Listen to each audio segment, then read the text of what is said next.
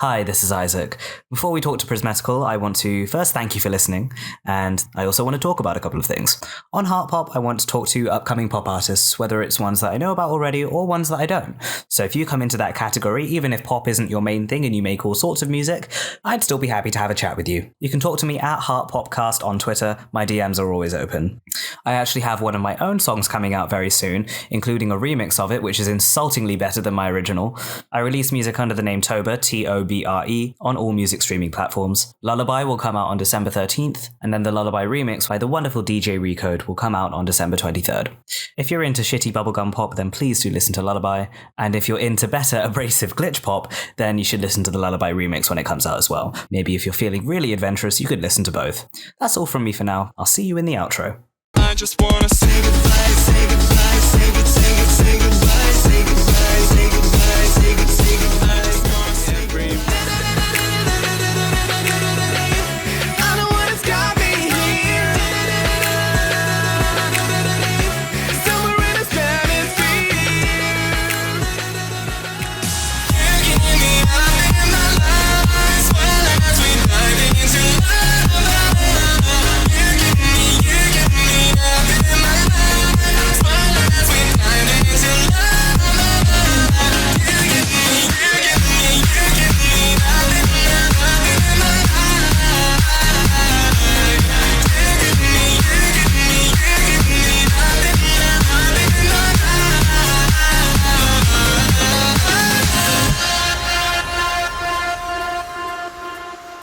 Hi, this is Isaac.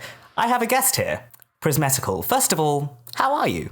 I'm doing incredible. I feel wonderful. The weather is horrible. I'm in England right now. I'm getting used to it. It's like on the edge of raining all the time. And during a lockdown, it makes me mental. So I'm doing great. Doing absolutely incredible. Everything is horrid and I feel wonderful. That sounds just about right. Yeah, we love a contradictory lifestyle. Exactly. And the first thing that I'm going to ask you to do is share your pronouns, if you don't mind. Oh, we can go from he, him to they, them. I don't He, care. him, they, that we love a he, they moment. That's fantastic. Thank you for doing that. And the second thing I'm going to ask you to do is to give a little introduction of yourself, who you are, and what you do. Sure. So my name is Prismetical. I'm a pop and EDM music artist from Germany, currently residing in England for a year abroad. I've been doing music for a year. I've been going through all of the different genres, finding my brand, finding myself, and yeah, doing lots of pops, lots of music, growing a big fandom, which is starting slowly right now. Huge fandom. Huge little fandom, you know. As a tree, a silly little fandom. Is there one important thing that we would need to know about Prismetical? If I told you what's the most important thing we need to know, what would it be? I have blue hair. That is so important, and I agree with you. And it is In it, like, girl. very much part of the brand, I feel. It is. It's central, and as soon as I'm famous enough, I'm gonna change it because that's what people do. That will mark the new era. It'll be like Prismetical is coming. The hair has been dyed. Can't wait for the peach era. Oh my god! And I will lose my mind. We shall be streaming. I will lose mine because I'm gonna lose my wig. You're gonna lose your hair because you're dyeing it too much. Yes, probably. I'm not dyeing it a lot. But yeah, anyway. I want to ask you. Well, you've said that you came to the UK for a year abroad. I mean, how is it treating you other than the horrible weather? How does it compare to Germany?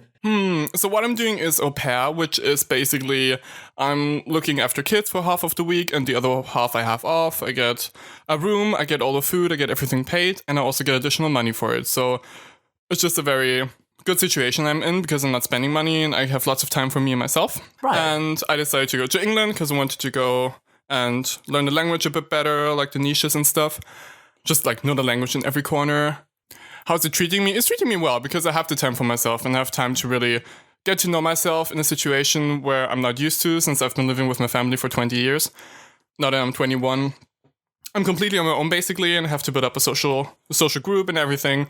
So it's a mixture of like a very chill lifestyle and also a challenge. And also being abroad, like in a foreign country, is something that's always been very interesting to me. So therefore, I just wanted to do it and like push my limits. And it's been a very good step because musically I've done big steps, learned a lot, and also personally got a lot of confidence. So happy with that. That's really cool. I also want to ask you what it was like moving during a pandemic. Well, this whole thing needs to be planned months early. Like, I started in spring preparing everything and looking for a family and stuff. And knowing that like the first lockdown was in spring, it was risky.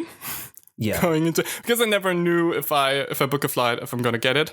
But I was just risking it, and I was coming here in September, so I got a good like gap in between the lockdowns, and it just worked out. Mm-hmm. Nothing special, to be honest. And the lockdown right now, I'm just focusing on video games and music and trying to pass it as quickly as possible. I think that's basically what we're all doing.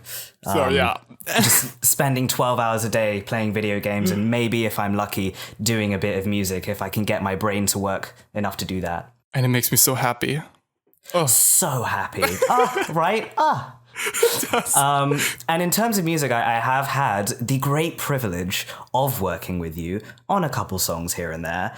And when I was thinking like, I'm going to do this thing where I chat with upcoming pop artists, you were pretty much the first person I thought of, because I do genuinely think highly of you as an artist, and I think you're going to do really, really well. We stan. So, we do stan, absolutely. That's kind of the point. And I do want to ask, like, what is the goal in music? Do you actually want to be a mainstream pop artist, or do you want to stay kind of on the fringes of things, or how do you want this to go? Looking into the future, I can't really see a job for myself. I just really see it as in I want to do what I'm best at, to be an asset to like the world. And I see myself as just being best in music. There's nothing else I can do better than being a singer, being a songwriter, being a producer, being a performer. So I just want to focus on that and use it for myself to have a successful life. And for me, the goal, there are a lot of like little goals, as in like an album, of course, is there, or a highly streamed song, some collaborations. There are bigger things such as like talent competitions that I would like to participate in whenever I think I'm ready. Eurovision? Who knows? Whenever Call me, maybe. Yeah, I would love that, or I would love like a casting show to have that experience and like a TV production and in a competition situation. So those are also pretty much goals I have. They're just not very exact in my mind. It's just like talent competition kind of.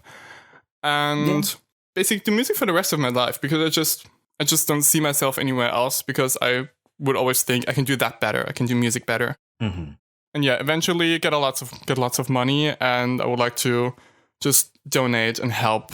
Now that's fantastic. That's what we like to see. That's really my dream. Very much like Cupcake, just giving out wads of money at any random interval. We stand. We do stan. You mentioned when he's doing an album in there as well, which just made me think, and I don't know why this is where my brain went, but I saw a bit of a discussion a while back about, are doing albums worth it anymore for anything other than artistic reasons, or is really the best way to get big now to keep putting out singles until one of them hits? Because thinking about how streaming services work as opposed to physical album releases now, much more of the focus is on streaming. I mean, what do you think about that? Do you think doing albums is still worth it? I also like this single thing until like waiting until there's like a bigger breakthrough, so that an album has a certain quality and has a certain amount of success behind it, you know?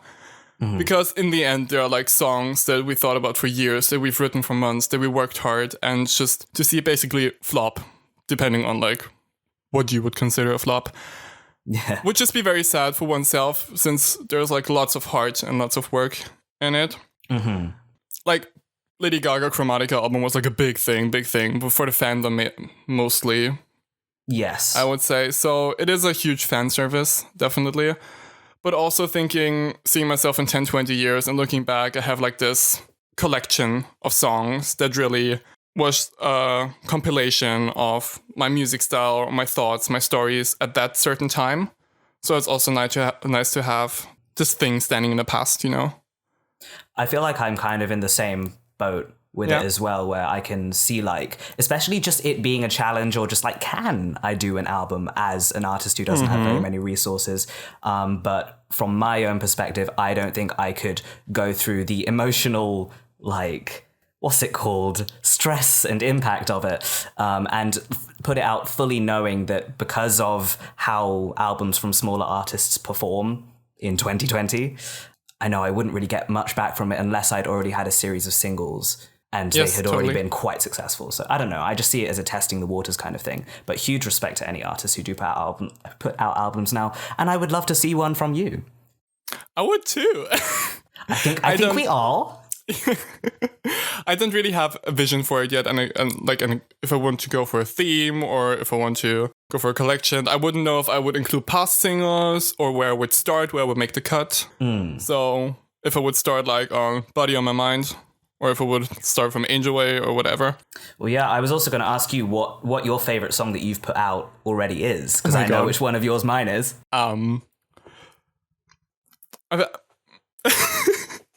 This is a hard one.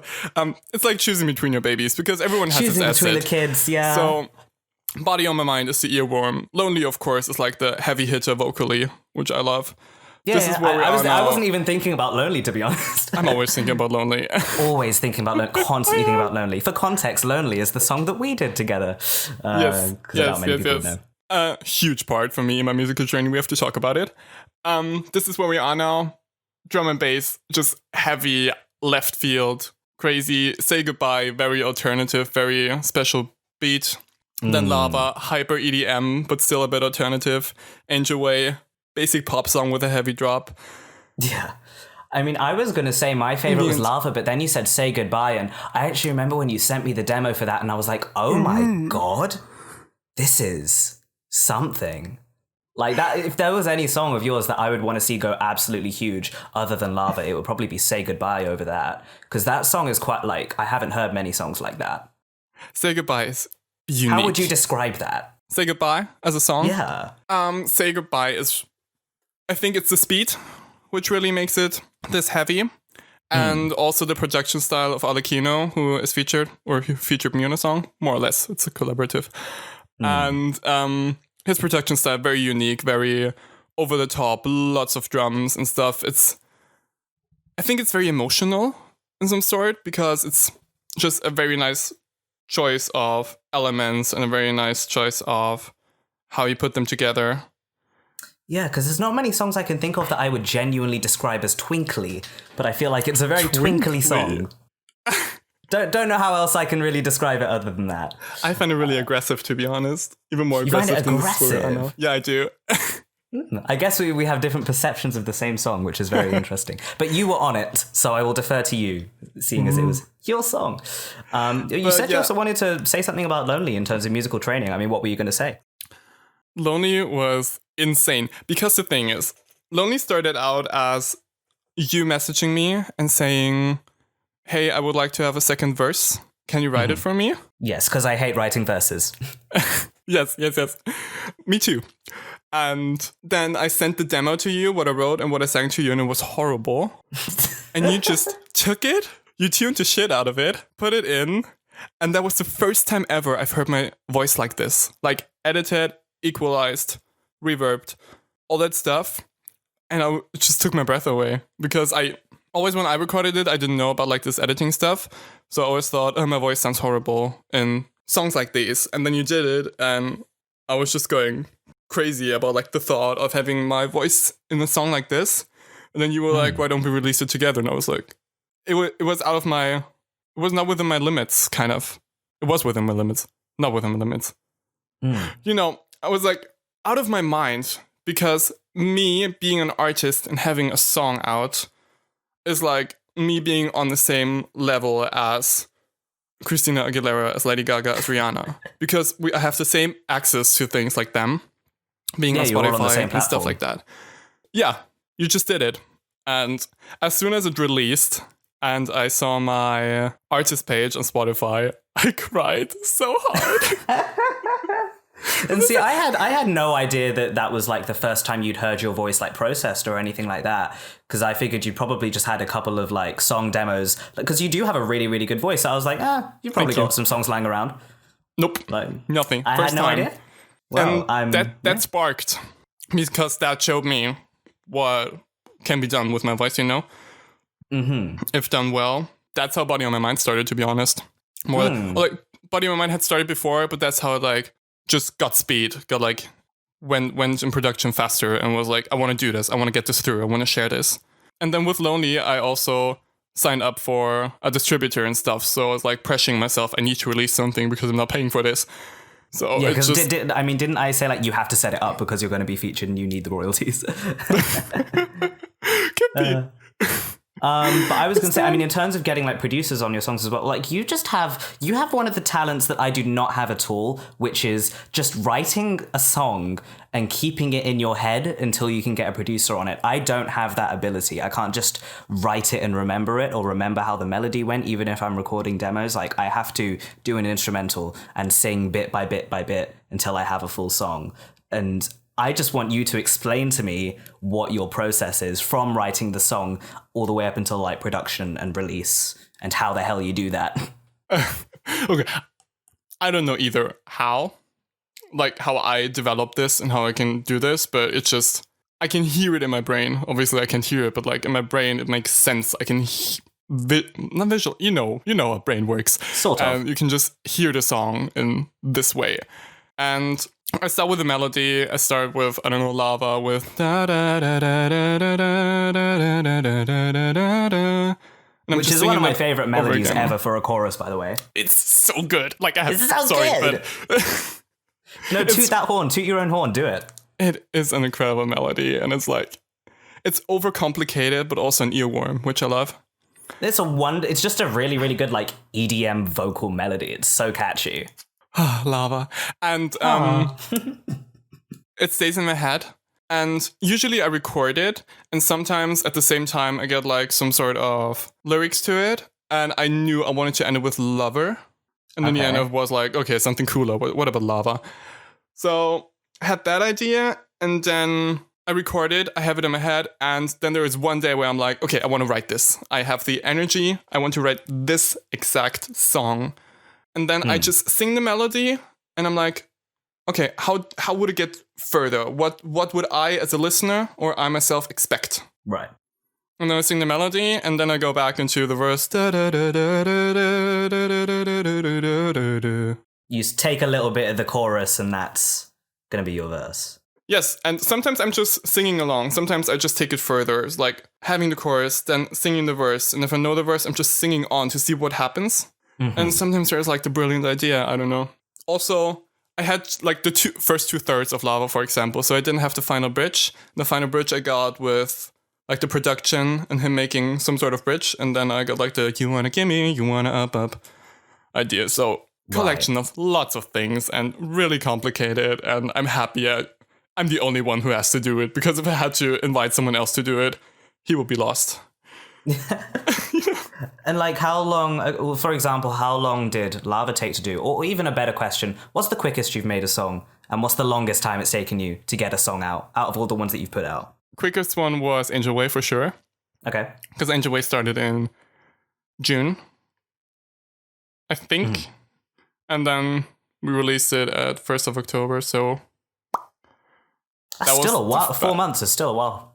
That was by far the fastest. Somehow. My goodness me. No, he sent the thingy to me, the demo, and then what I usually do is getting a demo, and then I just turn the structure on its head. Okay. To make it a pop structure. Got you. And then I got the vocals, and then I got someone to do vocal processing and stuff, and fairly quick for me, kind of like a fever dream. And Lava, oh god, I think it took a bit less than a year. My god. Kind of. I think we started in summer 2019, and then we're just going back and forth, and then I wanted to release it like in January, I think, but we finished it in February. Roughly. No idea anymore. But it was a tough one, because it was hard to get my thoughts across for this one. But I'm happy the producer, Mr. Slade, pulled through. He's insane. What was the producer's name again? Mr. Slate. Mr. Slate. Yes, you can find him on YouTube. Yes, thank you for... Let's promo the producers in this house. I think we should. There's also another producer.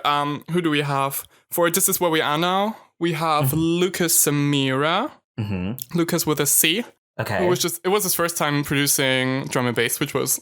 How well, can you couldn't tell. Hit it this hard. He was insane. Also hard one to make, because I'm hard to please. So I always want to change a little change, and took a while as well. And other producers, we have Kay on Angel Way, which is _Yahya Amine on Instagram. It's _YAHIAMINE, I think. Cool. Must be.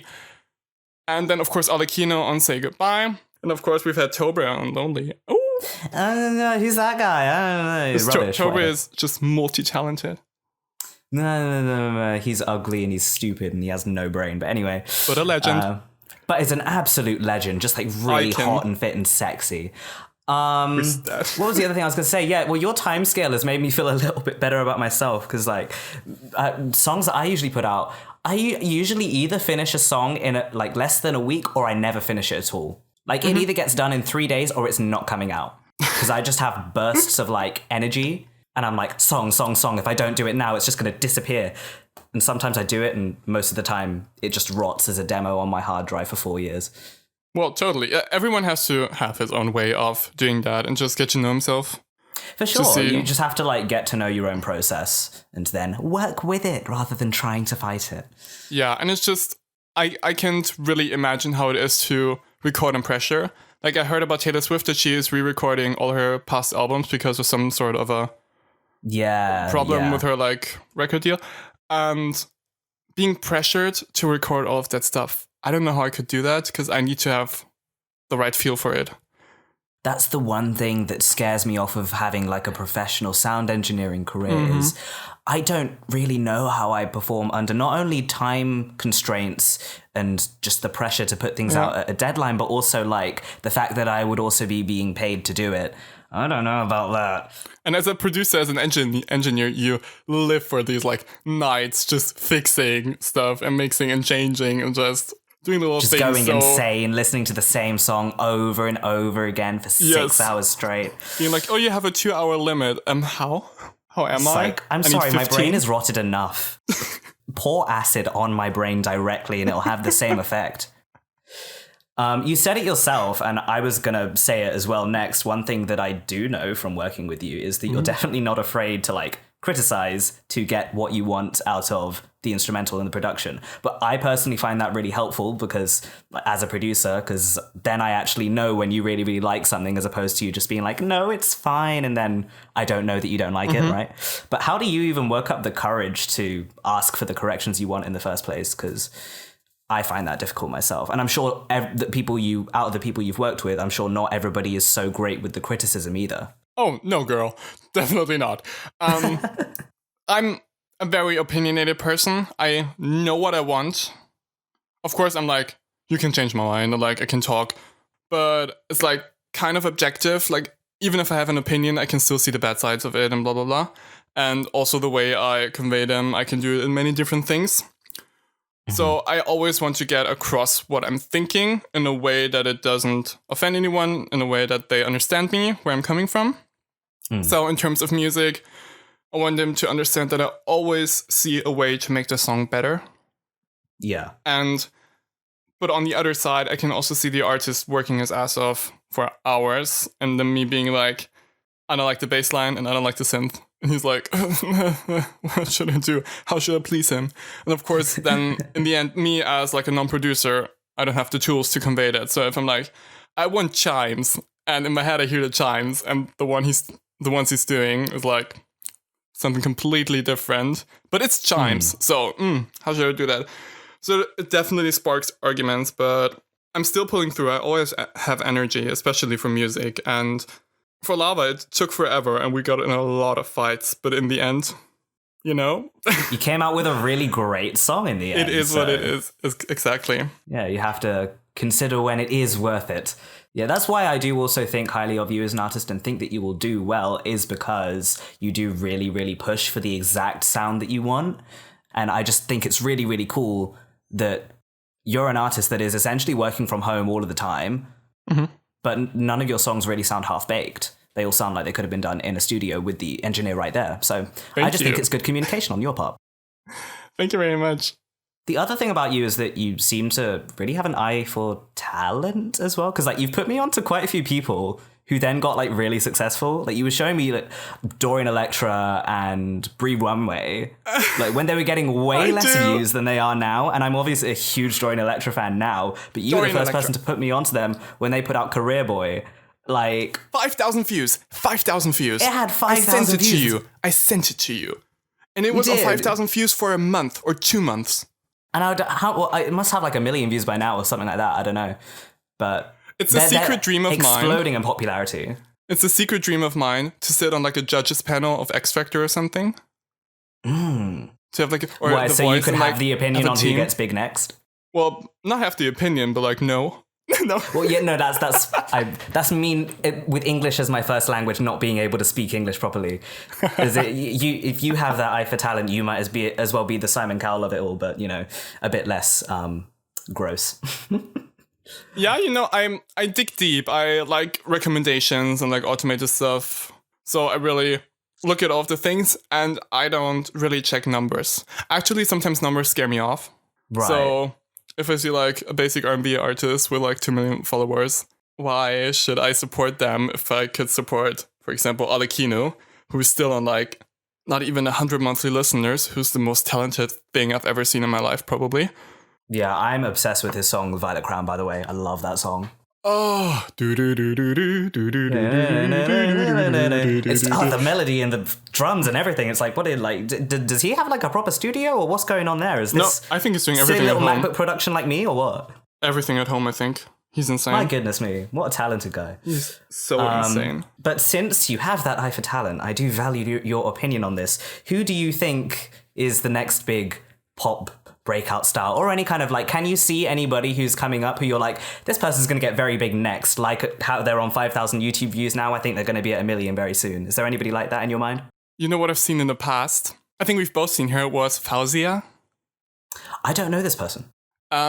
She was in a like a fan song contest we participated in. Oh yes, I see. She won, I think, edition 8 with the song, I think it was Knock on My Door. Knock, knock, knock on my door. I don't think I was there for edition 8. I can't do it along with you. Like, it was clear she will win because her song was insane. And that song was on 800 views. And then My Heart's Grave came out, which I also covered on my YouTube channel, prismetical on YouTube. That one I do know. Yeah. My Heart's Grave came out, didn't even crack 20,000 views. It's now on 1 million. Like, so you see success for this person. She was clear, yeah. So I also felt it with her. But randomly coming up with someone.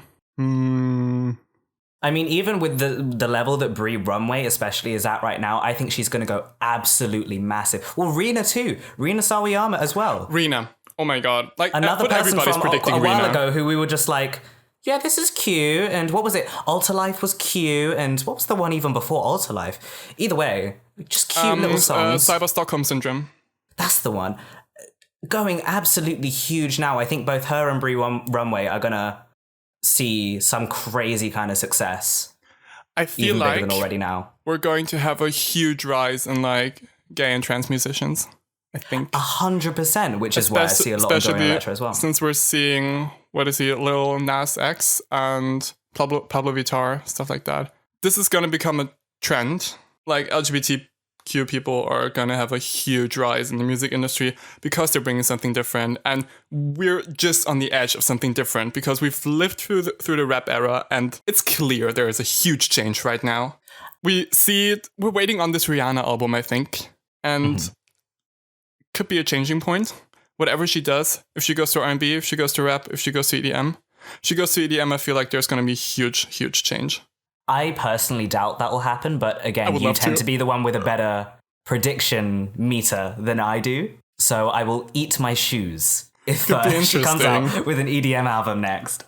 I do have to say, Dua Lipa was also very clear to be like huge this year. Even before Dua Lipa was building up. Yeah, what was the one that she had before? The One? Be the One. Was there one before Be the One? Last Dance? Okay, I have no idea what Last Dance is, but I We remember were Be built the to One. last, we were built like that. No, That was I the don't one I know found that her one. with. And then she released Be the One. So I got her And even then she before. released Be the One. Because I was doing community radio at that time, so I did at that, especially 2014-ish and onwards from that, keep up with radio pop in particular and chart pop. And I just saw, oh, Dua Lipa with Be the One is on the charts. Who is this person? And then New Rules happened, and then it was all... So I actually had one just before New Rules as well. Hotter Than Hell? Or I Don't Give a Fuck. But I didn't like that one. No, I Don't Give a Fuck was bad. after... I swear that was after New Rules. And I really didn't like that one. Could be. I thought that one was rubbish. But anyway. I'm just going through a playlist and I see Tobre everywhere. Just saying. Probably gonna be the next big thing if he's everywhere. Oh yeah. No, and I just see his face everywhere, and I just think, oh my god, what a beautiful man. Why is he following me? Yeah, like he's there outside of my house with a machete every Tuesday. It's terrifying. Well, what do you think then makes a pop star? Like, is there? You could just say it's like a combination of good image and branding or good sounding music. If I ask that question to you, what's the first thing you think? Talent. Definitely. But is that singing talent specifically, or songwriting talent, or because I don't have singing talent? I think talent as an artist, knowing what to do, knowing what's right. So, as an artist, you have to know what your strengths are. I, for example, know I'm a good all-rounder. Like, I can perform good, I can sing good. Not the greatest, I feel like. I know where my boundaries are. Of course, I don't show them in my music or in my live performances or in my singing or whatever. But I know that I have boundaries. So that's good to know. To know what your vocals can do. To be an all-rounder. To be a good performer. To be able to bring something new. You need to be just skilled at being an artist and, not really reinventing, but inventing, basically. I think that's definitely something that I've realized about myself as well, to just try and avoid writing things that I know that I can't even do a demo for. Like, what's the point of that? I can't even get somebody who is better on it. You get what I'm saying? Mm-hmm.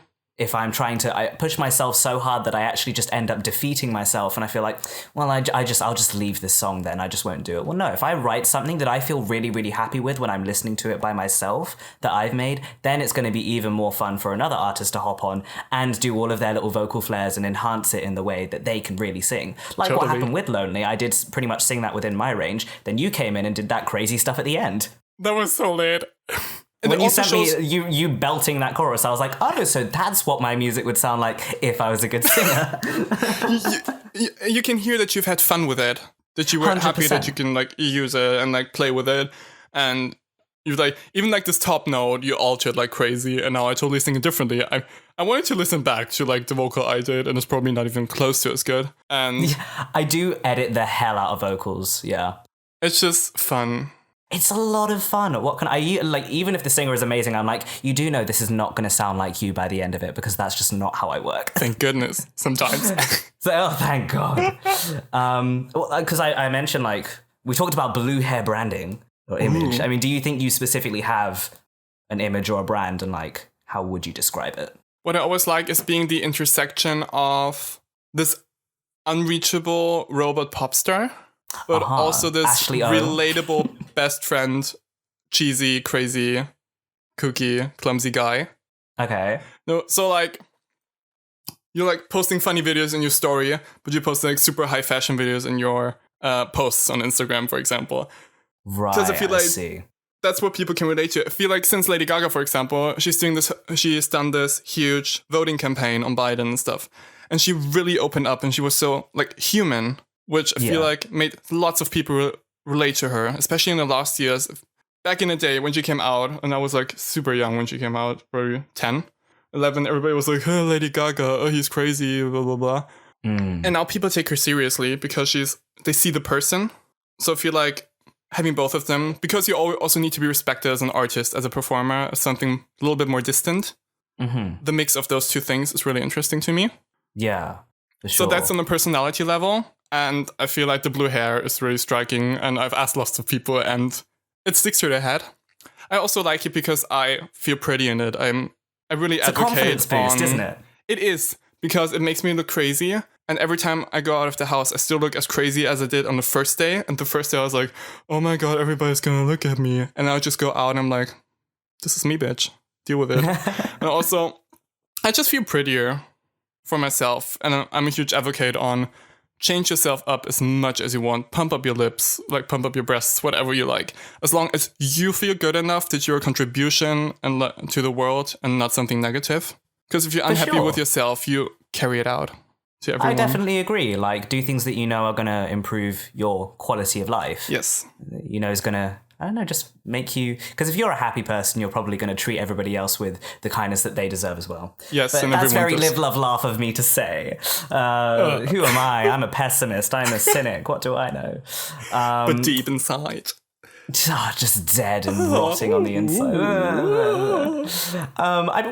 Going back to like two things that you said, obviously with people not taking Lady Gaga seriously, that brought my mind right back to you saying there's going to be an emergence of gay and trans artists. Obviously, the general public definitely didn't take Lady Gaga seriously, or she was like a thing to be either made fun of or even not feared unless you were like a Christian evangelical, but just sort of like the meat dress lady, or maybe even the lady who, God forbid, used to be a man. And I can say that as a trans person, so you know where I'm coming from here. Totally. It was kind of a horror about her with what we weren't used to, but obviously her biggest fans and some of the most notable sections of her fan base, it's mainly the LGBT community, and she's part of it as well. And I just think that has become a lot more noticeable now. And I don't know if it's just me, again, openly entering into the LGBT community that's made me notice this, or if it was always this way. But the fact that LGBT fan bases have become so much more prominent and visible and actually comprising now the majority of a lot of artists' fan bases, if that's also what will push for because you even get totally straight artists who are still... I don't know what the appropriate word would be, but very much take from a queer coded aesthetic. I just think it's very interesting how definitely queer fashion, queer sound, and queer fan base are three of the really, really big things, especially in pop music, that I think are going to be driving whatever the future of it is. That's just me rambling, but throw in your thoughts if you have any. I feel like back in the day, it was harder to be a Lady Gaga fan, for example, because especially being young as like girl musicians or like have girl fans and boy musicians, boy fans, stuff like that. I always, back in the day, I loved all the female musicians, but I was the only one. So now having social media and stuff, you can be like, oh, this is the fandom. I'm going to join the fandom. I'm going to join the Reddit. I'm going to join the Insta Twitter group, whatever. So it's nicer to be in a community that really likes this artist and together, you know, taking things from her and applying that to themselves and then embracing that because you're now in your surrounding and stuff. So I feel like nowadays it's made easier to love what you like. You know what I mean? For sure. In some way. And Stan Twitter has become so much more of a known thing, as a lot more people know what that is than used to and recognize it as being a part of. If you are somebody who is known to the public by a lot of people and you have any sort of thing that young people might quite like about you, Stan Twitter is going to play in some way. And I spoke to that kid who I interviewed in like 2018 about this, about how he met Slater and all of the other producers that he worked with on his first singles through a Charlie XCX Stan group chat. Which and he's just, and now I think he's the type of person who's going to again be part of whatever is, the next one after Brie Runway and Rina Sawayama, the next era of pop, that because now there's hyperpop, Spotify and Apple Music playlists and whatever. What's going to be the next outbreak of pop that is going to sound so much more DIY, at home and virtual and Y2K? All of that is coming back, and all of that is going to be, I think, probably at the forefront very soon.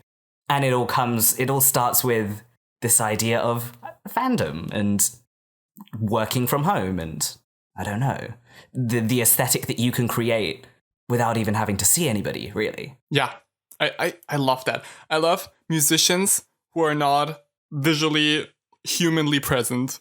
Yeah. It's so cool. But I also like the Slater thingy where she's like crazy hyperpop music in this super sexy porn star thingy, bimbo, you know? I love it. It's just contradictory because like the hyperpop music is kind of a nerdy sounding thing to me. Yes, inherently. It draws directly from, it's basically 8-bit at the end of the day. It is. It's basically video game music. It's like me singing a country song. It's stunning. Which is going to happen sometime. Let's hope not. No. Let's hope not. Well, if so, it has a twist. This is your Joanne era. Oh, girl. I love the Joanne era. Partly. 3 songs. Okay. I'm going to be honest. I didn't listen to the album. I didn't. I can send you the good songs. The good songs are Perfect Illusion, Dancing in Circles. Oh, I do know and Perfect Illusion. John That Wayne. is a great song. John Wayne is the one. Okay. You're just going to have to send that to me in a little text. Yes, girl. Because again, I trust your judgment. You were the person who I forgot it was you who originally put me onto Neon Jungle Braveheart. That was you as well. And I, much later, like 2 years later, I think, became obsessed with that song. Braveheart is so good. I mean, they're gone now, but anyway, it's just that abrasive, So sad. like, But, yeah. level above EDM sound that's just like, this is pots and pans music. It really is. I love the connection of like perfect standard EDM and the drop is just hardcore in some sort. And I love hardcore as well. Oh, there's so much to talk about there. Like a little bit of like an ugly sound. It's just so intriguing.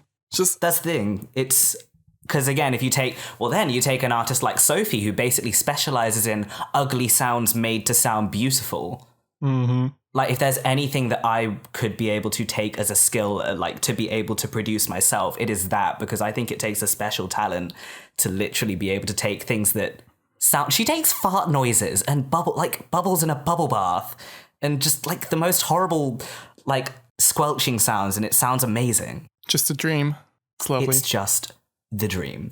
I mean, because we also talked about Chromatica and Taylor Swift, folklore, and I mean, what is your favorite music generally that has come out from this year? And I know the Grammys have just been as well. This year. Talk about that a bit. God. It must be Chromatica because there's this one song called Replay. Oh. And it's the Don't best we know it? thing I've heard in the world. I like songs that have a bit of a circus twist. And that's what I hear in it. So when I hear a drop and in the back it's a ha ha. Which was a sample from what, a Diana Ross song? Is it? Somebody posted a whole little video on it, like how like they demonstrated how it was done. They just pitched down, I think, the sample and like slowed it down to show you where the original Diana Ross sample came from. I think it was Diana. And for Replay, they just sped it up, pitched it up, and that's that's what you're hearing in the background. I love that. But to me, it sounds like so Halloween-y, circus-like. And I know. It totally changes the vibe because it was originally a much slower, chiller song. And in the back, there's like this bass line of ding, ding, ding, ding, ding, ding, ding, ding, ding, ding, ding. So, such a unique dynamic. That bass line is very funky as well. My favorite song of Chromatica is probably Thousand Doves because I cried the first time I heard it. It still puts tears in my eyes. I love it. Top 3 is Replay, Thousand Doves, and to me I think it's Plastic Doll, which is underrated, which everyone hates for some reason. But I don't hate Plastic Doll. I only hate 2 songs off it, and that's Free Woman and Fun Tonight, and it's just because I think they're far too generic. I perfectly agree. Honestly, I can't. Those are 2 immediate skips for me. 2 skips, yep. But as far as like A Thousand Doves, you're right about Replay. I also love Sign from Above. I wish there was more of that little bit that they have at the end of Sign from Above in the rest of the album. Ditch Plastic Doll, Sign from Above. How can I forget it? Yeah. That's probably it for me as well. Well, we have the same top 3. Amazing. The outro. I can't really think of any others from the album. I like, 911. Alice, 911. Oh, Alice is a good song. They're all really good except for Free Woman and Fun Tonight. Those are the 2 children that I disown. I can't wait for the Sign from Above music video. Because it's gonna come, I feel like. There's gonna be one more. I feel it in my bones. There must be one more. She's done like lots of promos for it and blah, blah, blah.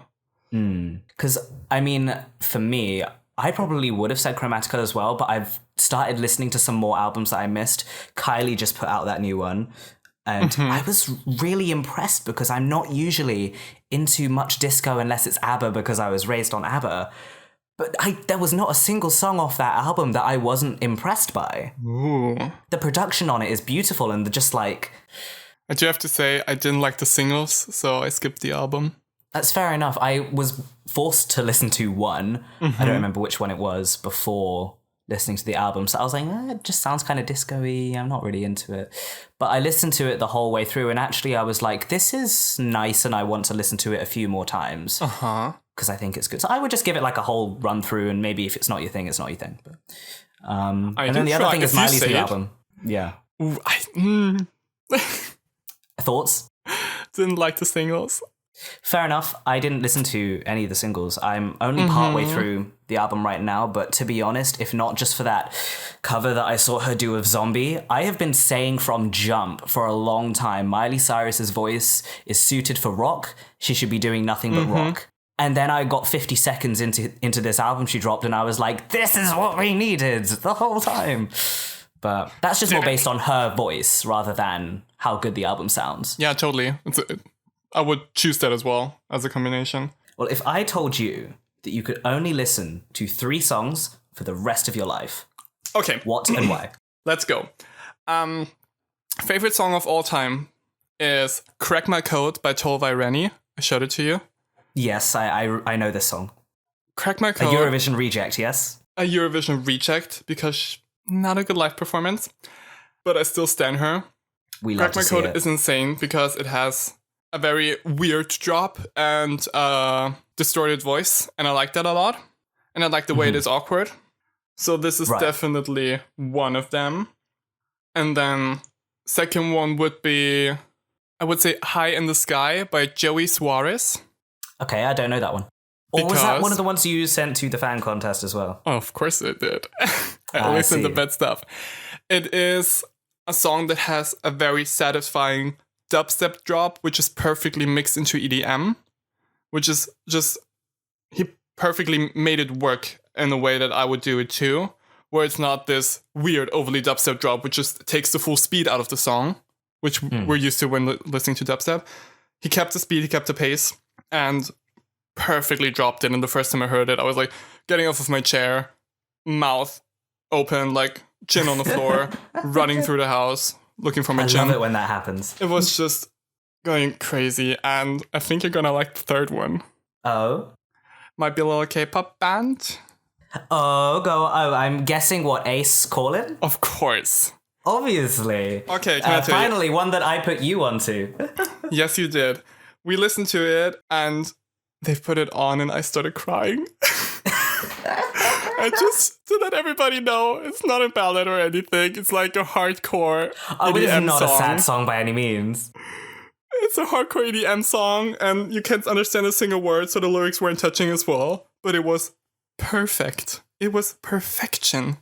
Just clicking on, because I had seen Ace's debut with Cactus, which also had a hardcore drop. Cactus, and I thought, this is the first time I'm seeing hardcore in K-pop, so let me keep an eye on this, because this is great. And they've ditched then they it came now. up with Callin', and it was just a huge double down. It's incredible. It's incredible. How can such a song make me cry? And I will listen to it forever. There's just nothing that is even a little bit wrong with it. You can't find a flaw. Compared to standard hardcore, it's perfectly because like standard hardcore makes me always cringe and laugh because it's bad. Yes, as someone who listens to it, it is bad. It's unfitting. It sounds off key every time. It just sounds like whoever was producing it just wanted to get to the drop. They just wanted to hear the dung, dung, dung, dung, so they didn't care about the rest of the song. True. And the dung is like a random note, which is like somewhere not fitting for me. And hearing it and calling, it's like, it's still EDM. That's the thing. And they've used hardcore to complement it. Fusion. It's a fusion, yeah. So that's one of the things that I had in mind. And then when I heard it, like, okay, it's possible to like create it. So maybe that's what touched me. Yeah, fair. So yeah, the 3 songs are Crack My Code by Tolvai Rennie, Joey Suarez, High in the Sky, and Callin' by Ace. Well, if you like hardcore, have you listened to Lil Texas? Not yet. He's 200 BPM hardcore, and it's really, really great, actually. Has worked with Dorian Electra a couple times as well, and yeah, I would definitely check out Lil Texas. Oh my god, I have to. Looks fun. It looks... Oh, we stand a hardcore producer with a cowboy hat. With a cowboy hat. It's his whole deal. I love to see it. Well, with the Eurovision rejects as well. I mean, we might as well talk about it a little bit before I let you go, because we wouldn't know each other if it was not for Eurovision. Let's just say that. What part has it played in your life? Because I'm sure I could go on about what it's done for me for a long period of hours. I think Eurovision has inspired me. I started watching it in 2011 and then closely following it in 2012. Which was the year where Loreen won with Euphoria, and which just sparked a huge pop change in the contest itself. 100%. So I grew up with that. And I think from that point on, I started like imagining performances that I would do. Things like that. And really closely following the contest, which also made me just have an opinion of every song. And I started like to reason this opinion and then like in words to just make it visible for me to know what I'm thinking. And then I could like dissect the song and understand it. What could be better? Is there a note off? Is he off timing? Is he on timing? Things like that. So I got very exact in judging songs and also artists, basically. So I always knew what could improve. And then I could also apply it to myself, which is why I think I'm well-rounded now. I sadly don't have the experience yet, especially in the performing area. But, yeah, you gotta wait till post-lockdown for that. Yeah, but there is a concept, there's a clear concept, which is built on just watching, especially nowadays. When Lady Gaga's VMA performance came out, I was just watching and dissecting, and I watched it again and again and again. Every move, every step, every note. What did you do? What did you change? That makes sense, because every time because I've seen, you've sent me a few like demos folders here and there, and you always have way more of like a clear concept for an entire vibe and what a performance would be and everything like that than I ever do for anything I do. And I think that's really, really cool to just be able to devise an entire like aesthetic and concept for a full song rather than just like we'll see how we go, or just having the song itself and whatever happens comes later. You sort of think of it all at the same time, and I think that makes sense coming from a Eurovision background, because what is presented to you is like the culmination of a huge group of people working on the perfect concept, package, aesthetic, everything to put on a stage and try to win a competition. Yes, exactly. Or in some cases try to purposefully lose it so they don't have to host the show the next year. But that's a different story. Do you know that today was Junior Eurovision? No. I just watched it and France won. And can I tell you? Well, I would have found out anyway, wouldn't I? Okay, let me quickly spill the tea.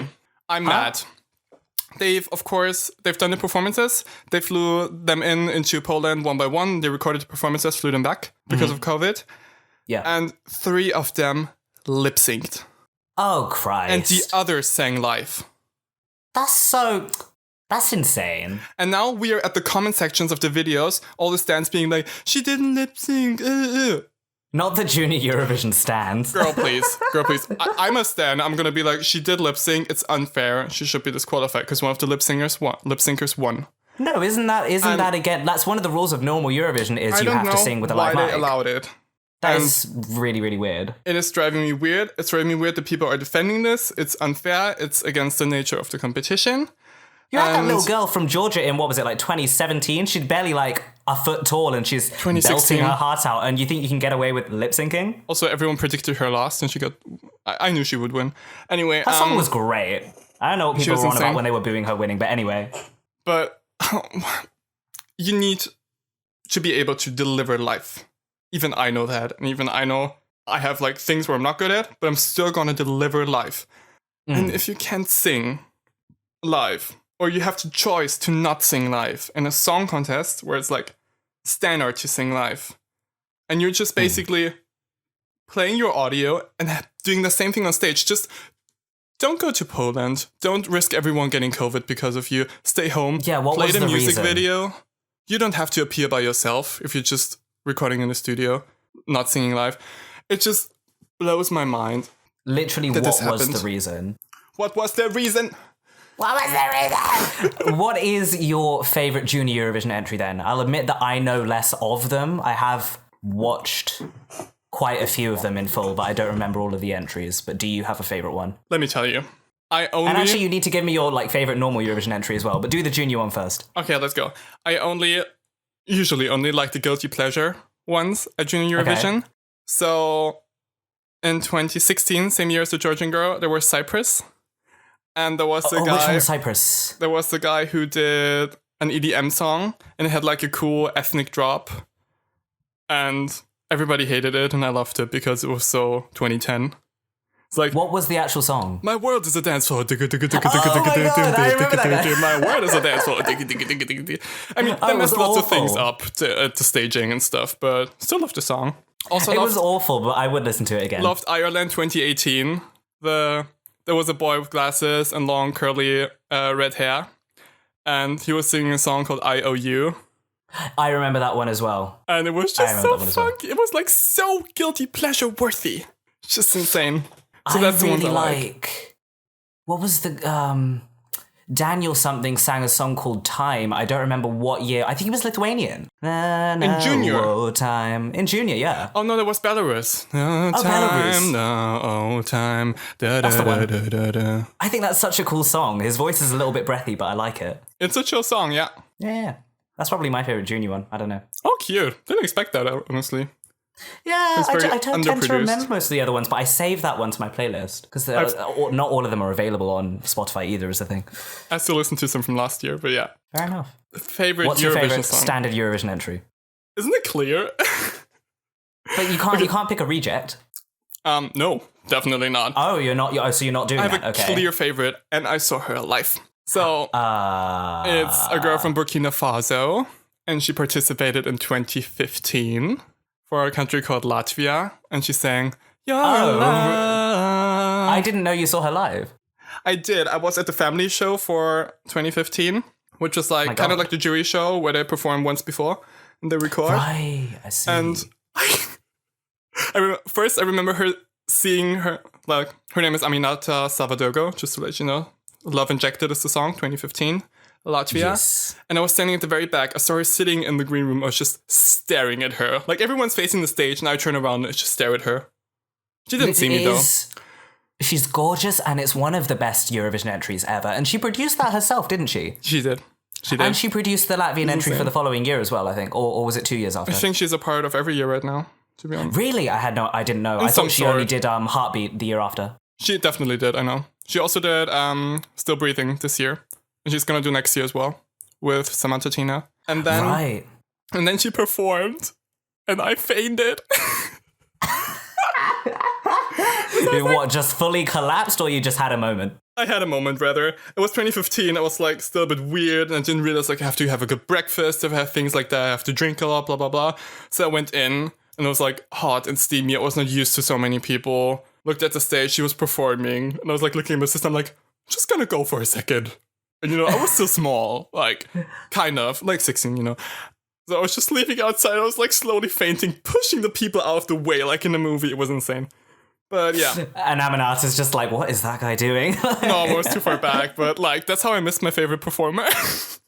Well, what a story. But yeah, Love Injected is insane. Piece of art. An absolutely insane song. Really, I do agree. really incredible. I think mine. Tell me. There's like ones that just satisfy different parts of my brain. Like Molitva satisfies like the big belter part of my brain, and it's also 2007 was my first Eurovision, so I was fully 7 years old, and that has stuck in my brain. I love that one. But then like a song like Jan Jan satisfies the cheese part of my brain. Who? And then Jan Jan. What's a Jan Jan? Oh, from 2000. You weren't there, 2009. Jan Jan. Armenia 2009, Inga and Anush. Indeed. Absolute banger. And then, like, I don't know, there are metal songs okay, Max Jason May, 2012 Slovakia, I think it was, Don't Close Your Eyes. The studio version of that was so good, and then he got on stage and he sang like a cat fully being skinned alive for an extended period of time. If the staging isn't appropriate for such a song, how should you perform it? If it's red and fully lighted. Yeah, but I don't know if you. I'm not that confident in your voice. Stand still. But instead, he was running across that stage, and he like, find the note, girl, find the note. He could not find a single note. You could have given him like a flashlight and a magnifying glass and like binoculars, like iPhone magnifier. He would not have been able to find that note in the sea of notes. That's true. It wasn't Absolutely good. undetectable. Horrifying. But I did love the studio version of that song. It's it's a big shame. Yeah. Do you like Georgia 2010? 2010. Was that was a rock song, wasn't it? Eldrine? What was the song?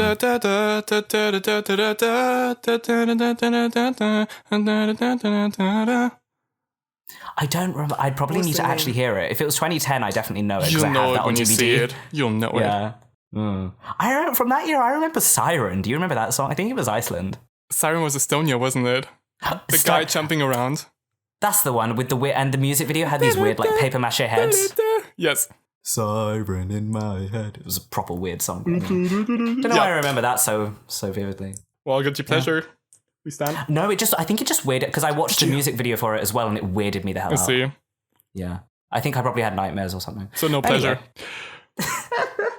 Only guilt.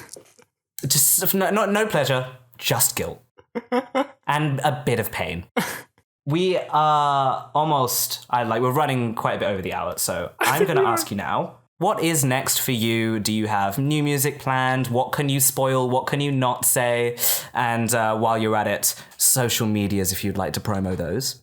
What is next? So what happened? What had happened was, in the recent weeks, I've been doing a huge self-discovery in terms of production. I got a good grasp of FL Studio 20. Hell yeah. So that makes me convey my ideas much better. Convey those ideas, which should make it easier for me to produce songs in the way that I would like them and would make collaboration easier. And also could eventually make me produce my own stuff. Yes. Since I'm working with production for a month now.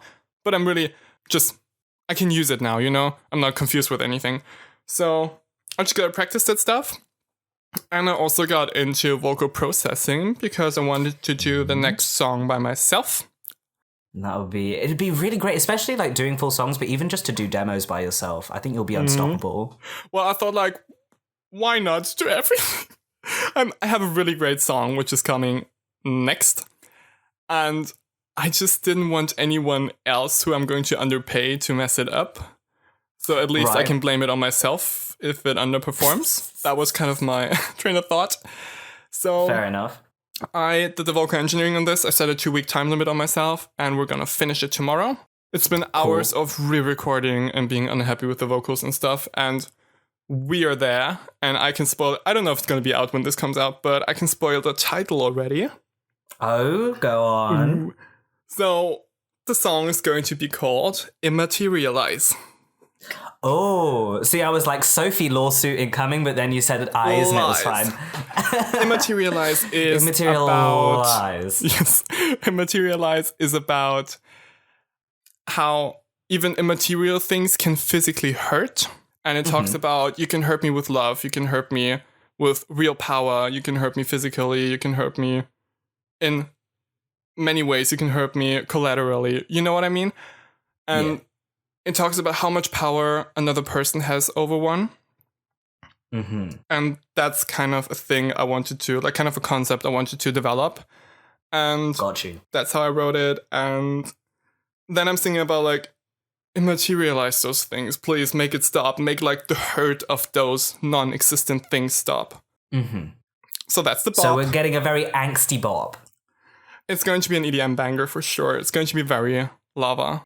And oh, hell yes, that's what I'm looking for. We got plenty of bass. And I hope people are going to like it. I put lots of effort into this by myself. And I hope it's going to be good enough. And when did you say we should expect that to come out? At the end of December. I still got to finish it tomorrow. And then we got to get some nice visuals. And then we will distribute it. I still want to put it out before New Year's because I see it as a New Year's bop. Because I don't see it. It's not Christmas. It's not Christmassy. So no, you got to pick your timings. After. You got to pick your timings. Just after. Yeah, well, this will be out before then, so we can definitely make sure that you get the recognition you deserve. We will be streaming at gunpoint. And if not, how very dare you? Oh, it's gonna be a bop. I think you would want to stream it on my Spotify, on my Amazon Music, on my iTunes, Apple Music, everywhere. The Napster, Deezer, Tidal, the Napster, Medianet. What else do we have? The video that on YouTube that DistroKid automatically uploads for you. Yeah. Oh, yeah. YouTube. YouTube exists. Yes. I kind of stopped these YouTube uploads for some reason because I thought Like, I'm actually not getting money if I upload it myself. So I'm gonna like get those 2 pence from the YouTube video.